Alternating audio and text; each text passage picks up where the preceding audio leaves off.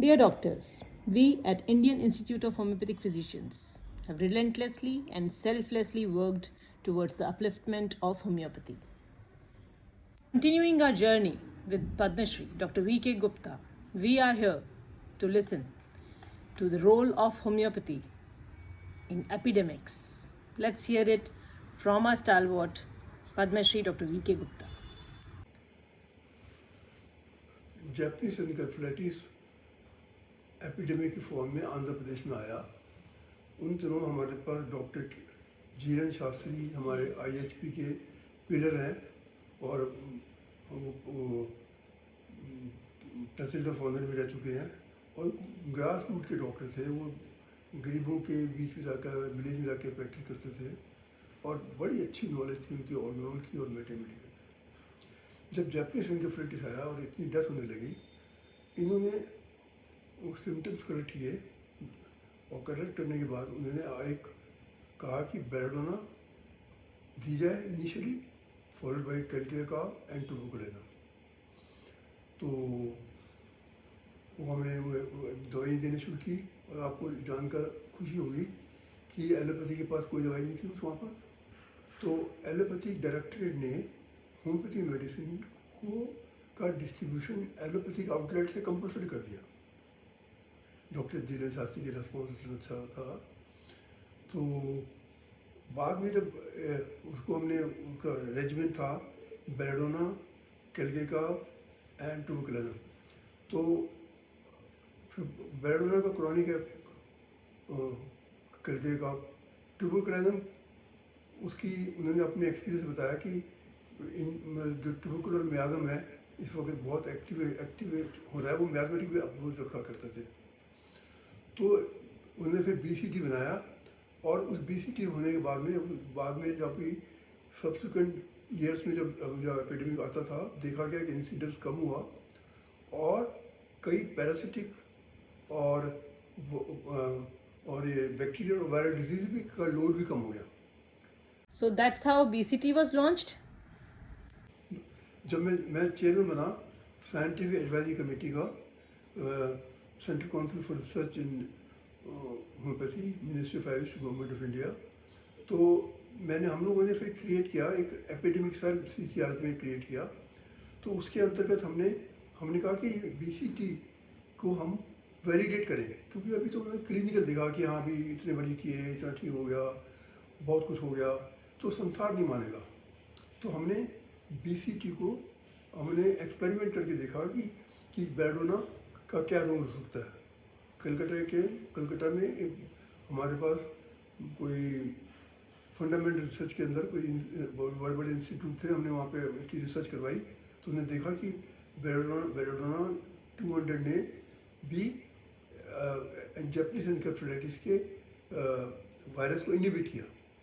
तो जब इस तरह के पेपर पब्लिश हुआ साइंटिफिक जर्नल में, इंडेक्स जर्नल में, जिसका इम्पैक्ट फैक्टर अच्छा है, तो वर्ल्ड तब मानता है कि जब आप जो क्लिनिकल फाइंडिंग को भी एक्सपेरिमेंट दिखा सके। आज के साइंस में साइंस कहती है जो कुछ भी करना है आप उनको लेबोरेटरी में दिखाओ या मैथमेटिकल कैलकुलेशन करके दिखाओ। तो हमारी ज़माना ये आ गया कि हमको homeopathy art has to be practice scientifically. तो उसके लिए हमको फंडामेंटल रिसर्च की हेल्प लेनी पड़ेगी और वो हमको अभी काफ़ी कमी है। उसमें कई चीज़ें अभी भी हम फंडामेंटल रिसर्च में बकाया है कि मोड ऑफ एक्शन कैसे हो रहा है और अल्ट्रा डाइल्यूटेड डोजेज में बियॉन्ड नैनो पार्टिकल आगे क्या है। जब ये तो फिजिक्स में सब जानते हैं कि कोई भी सब्सटेंस ख़त्म नहीं होता। ये सॉलिड सब्सटेंस या तो गैस बन जाएगा, लिक्विड बन जाएगा या गैस बन जाएगा और उसके बाद में वो एनर्जी फॉर्म में वेव में आ जाएगा। तो इस तरह हमारी मेडिसिन अभी स्टिल हम पक्का नहीं कह सके कि किस फॉर्म में एक्ट करती है और उसकी क्या स्टेज है। तो मैं ये समझूंगा कि होम्योपैथी की जो नॉलेज है much ahead of its time. It is a big challenge to the basic scientist to establish how homeopathy is working. It is working. It has stood the test of time for more than 225 years. Doctors, let's hear what happened when bubonic plague was spread. जब doctor के जी Susanna तब जिंदा थे, और उन दिनों में एक हमारे डॉक्टर हर्षवर्धन दिल्ली के हेल्थ मिनिस्टर थे, तो उस टाइम एक साइंटिफिक एडवाइजरी कमेटी बनी थी जिसके चेयरमैन डॉक्टर के जी सक्सेना थे, और मेंबर थे डॉक्टर जुगल किशोर, दीवान हरिश्चंद, डॉक्टर रस्तोगी, एक और डॉक्टर नाम भूल गया हूँ, और मैं कन्वीनर था क्योंकि मैं प्रिंसिपल था। तो उस दौरान में क्या हुआ कि 94 की बात है, अराउंड 94 की बात है, फिर राइटली करेक्टिंग, तो उसमें वो आया अपना न्यूमोनिक प्लेग आया, और उसमें हाहाकार मच गया। तो मैंने फिर डॉक्टर के समय बोला कि सर हम वो केसेस देखना चाहते हैं जहाँ पर ये इन्फेक्शन डिजीज हॉस्पिटल में रखे गए हैं। तो दिल्ली यूनिवर्सिटी के पास एक जगह है, वहाँ पर एक इन्फेक्शन डिजीज हॉस्पिटल है, हम वहाँ पर गए। मैं अपने साथ 4 डॉक्टरों को लेके गया, तो मैं भी गया। तो हमने मेडिकल स्टूडेंट से मिले, हमने कहा कि हम आपको केसेस देखना चाहते हैं। तो कहते नहीं नहीं, तो बहुत इन्फेक्शन आप नहीं मिल सकते।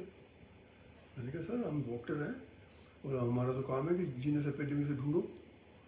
तो कहते हैं, मैंने कहा कि मैं सेक्रेटरी साहब से बात करूं, सेक्रेटरी हेल्थ से। कहते नहीं नहीं, आप सेक्रेटरी से बात करो, क्योंकि मैं गवर्नमेंट ऑफ दिल्ली का बोल, गवर्नमेंट ऑफ दिल्ली का। तो उसने कहा नहीं आप जाइए, बल्कि मास्क पहन के जाइएगा। मास्क पहन के चले गए। फिर हमने 5 टीम बनाई। हम 5 आदमी ने, हमने पेशेंट सब ट्रीटेड थे और उनमें सिम्टम नहीं थे, क्योंकि एलोपैथी ट्रीट होकर आ चुके थे। फिर हमने क्या स्ट्रेटजी अडॉप्ट करी, मैंने कहा हम सब पूछेंगे कि आपको प्रिलिमिनरी सिम्टम्स क्या थे, जब आपको तकलीफ हुई क्या हुआ। तो उसने बताया कि हमको सडन राइज ऑफ फीवर हुआ, फिर हमको कफ हुई, रस्टी स्पूटम हुआ, फिर डिज़ायर फॉर कोल्ड ड्रिंक हमको रही हुई। तो इससे हमने सिम्टम कलेक्ट किए। फिर हमने 5 के सिम्टम पूल किए। फिर हमने नेहरू कॉलेज में हमने सारे स्टूडेंट को बुलाया, क्लासेस सस्पेंड कर दी, और फिर हमने बताया कि हमें ये सिम्टम नोट करके लाए हैं। तो हर स्टूडेंट ने बोला फास्फोरस। फिर हमने वो फास्फोरस का, क्योंकि वहाँ तो दिल्ली में हाहाकार मचा हुआ था, तो मैं एज ए कन्वीनर था, तो मैं वो रिपोर्ट को लेके UNI चला गया। UNI वाले, तो मैंने बताया कि हमारी होम्योपैथी एडवाइजरी कमेटी ने ये कंडीशन दिया। उससे तो मुझे पकड़ लिया, मैं तो बैठो, और उसने फटाफट फ्रंट पेज में हिंदुस्तान टाइम्स में सब मेरा, क्योंकि this advisory committee suggest phosphorus as epidemic remedy. तो फिर कुछ होम्योपैथ ने बाका ने इग्निशन होनी चाहिए, कुछ वैसे वजह से होता है। तो फिर डाउट पैदा हो गया, वो भी अब पेपर में पब्लिश हो गया। तो फिर 4 दिन बाद हम फिर मिले, फिर हम मिले, हमने फिर उनका होम्योपैथी एडवाइजरी कमेटी रीइटरेट्स फास्फोरस। फिर क्या था, पूरे संसार में खबर पहुँच गई। और मैं बताऊँ कि मद्रास होटल से लेकर मिंटो ब्रिज तक लाइन लगी हुई थी दवाई के लिए, और ये BBC लंदन में लिखाई गई, और सारे वर्ल्ड में तहलका मच गया कि। और फिर मैं कोई prime minister house, home minister, health minister, सबके घर में दवाई पहुंची। हमारे स्टूडेंट ने दिन रात फास्फोरस बनाई। फार्मास्यूटिकल कंपनी कहने लगी मतलब फास्फोरस खत्म हो गई। और यहाँ दीनदयाल उपाध्याय के मेडिकल स्टूडेंट को मैंने खुद वाइल दी, मैं भी बाद जाओगे मैं आपको दिखाऊंगा, वो वाइल मुझसे ले रहा है, और हर नर्स ने, हर बंदे ने उसको खाया। कमी ये है कि हम बेचा नहीं रख पाए, क्योंकि अब हम प्रिपेयर, हम रिसर्च बॉडी तो थी नहीं। तो इससे होम्योपैथी को बड़ी पॉपुलैरिटी मिली। और And sir, during COVID, arsenic album almost became synonymous with homeopathy. Covid का जब 2019 में पता लगा, और जैसे ही ऐसा पता लगता है तो हमारी CCRH का काम होता है कि हम नज़र रखें कि क्या हो रहा है।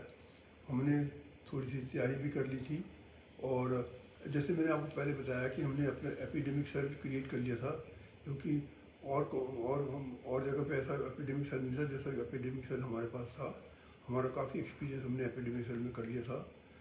तो मुझे याद आता है कि 28 जनवरी को हमको सेक्रेटरी आयु से फ़ोन आया कि ऐसा पेंडेमिक फैला है, तो आप कोई रेमेडी सजेस्ट करें जो ऐसे प्रिवेंटिव मेडिसिन हो सके।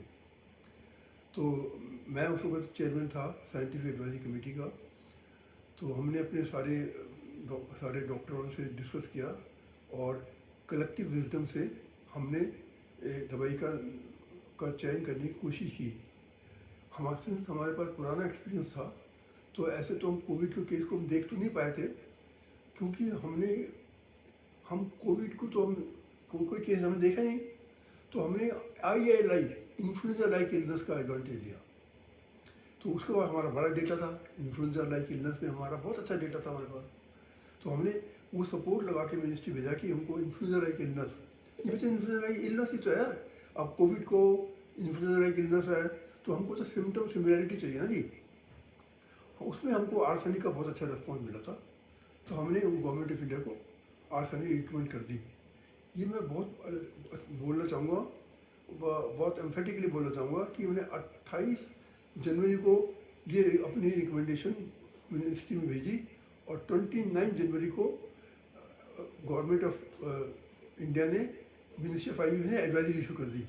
आज तक मेरे जीवन में इतनी जल्दी क्विक एक्शन कभी नहीं हुआ। ये इसलिए हुआ कि हमारे पास सेपरेट आयुष मिनिस्ट्री थी। यदि सेपरेट मिनिस्ट्री ना होती तो ये कभी ना होता। तो ये बहुत बड़ा एडवांटेज मिला हमको। और मैं ये कहना चाहूँगा कि कोविड की आपको सबको पता है, आज की सब जनरेशन को पता है कि आर्सेनिक एल्बम कितनी पॉपुलर हुई और कितने जगह बटी गई। और इस दौरान में होम्योपैथी की पॉपुलैरिटी और एक्सेप्टेंस खाली इंडिया में नहीं, वर्ल्ड वाइड बढ़ी, और ये सब जानते हैं इस बात को। और फिर हम जैसे हमने पहले कहा कि हमने तो क्लिनिकली कह दिया, बांट दी, तो उसका साइंटिफिक एविडेंस कैसे आएगा। तो हमने फिर इसको एक लैब में भेजा, इसको आप उसका प्री क्लिनिकल ट्रायल करो, जिसमें उन्होंने देखा कि आर्सेनिक एल्बम का इफेक्ट, इम्यूनो मॉड्यूलेटिव इफेक्ट आया। तो वो पेपर भी पब्लिश हो चुका है। तो इस तरह हमने जो भी काम किया उसको साइंटिफिकली वैलिडेट करने की कोशिश करी, तभी साइंटिफिक वर्ड मानेगा। और मैं कह सकता हूँ कि अगले हमारे आर्सेनिक के ऊपर 8 और 9 पेपर से ज़्यादा CCRH ने पब्लिश किए हैं, और ये मैक्सिमम पेपर है इस पेपर पब्लिश हुए हैं, जो कि एक एग्जांपल है। और आने वाले समय में ये एक ट्रेंड सेट करेगा कि होम्योपैथी मेडिसिन को एपिडेमिक में यूज़ किया जा सकता है।